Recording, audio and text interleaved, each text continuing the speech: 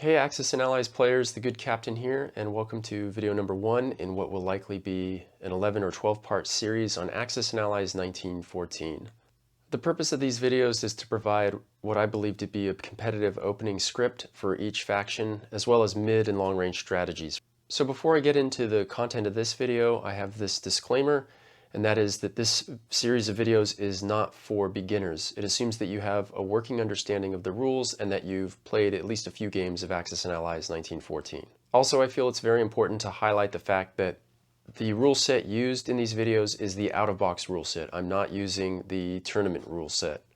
So with that out of the way, the purpose of this video is to introduce the game itself, review the agenda for this series on 1914, review my resume and tell you why I think I'm worth a listen when it comes to Axis and Allies 1914, and finally I'm going to breach the subject of balance. So Axis and Allies 1914 was released in the year 2013, and the final version of the official errata was released March 31st, 2015.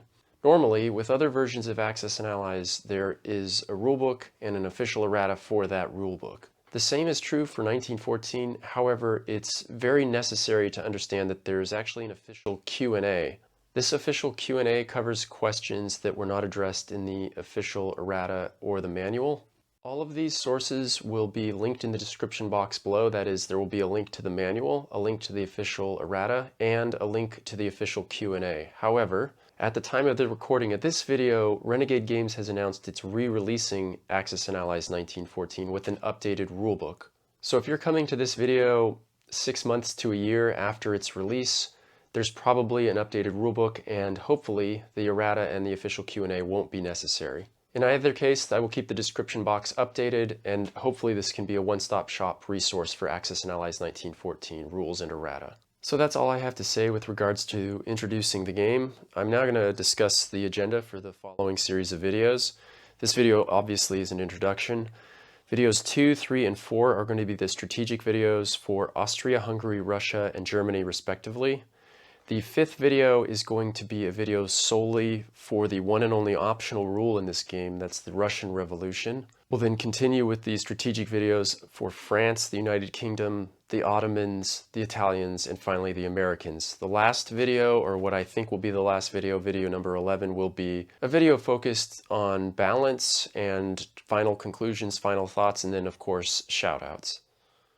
And now I want to take a moment and review my resume for Axis and Allies 1914, and the reason for this is because there are a lot of strategy videos for the different versions of Axis and Allies on YouTube, and most, if not all, of the content creators are not clear about their experience with the game. But here on this channel, I like to be very clear about where I'm coming from and what my experience is. So I will say that at the time of this recording, I have completed 35 games of Axis and Allies 1914. I played these all via the AAA gaming platform, and I played against 8 different opponents. That's 8 people that did not know each other. I think this is important because it can help break up the mental monotony that can develop when you're playing in the same play group. And finally, before I get into the strategic videos, I want to address the elephant in the room, and that is Axis and Allies 1914 imbalanced in favor of the Entente? Now, I'm not going to answer that question in this video, but I will go over the data from my games. In those 35 games, I took the Central Powers 19 times, and I won 11 of those 19 games. The rest of the games I played as the Entente, and I never lost. Now, I've drawn a number of conclusions with regards to this subject that I'm going to review in detail in the final video in this series. But I don't want to leave everyone hanging, so I'll just say this.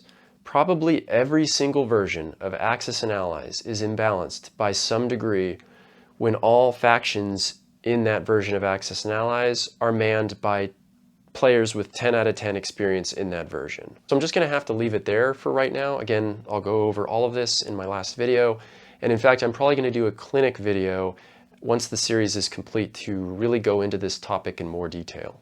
So that's it for this video. I hope you find this series on Axis and Allies 1914 interesting. It is a truly wonderful game.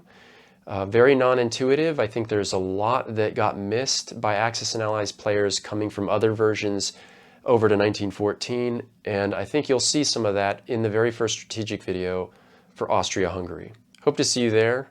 Thanks for watching this. All the best from the good captain, and bye-bye.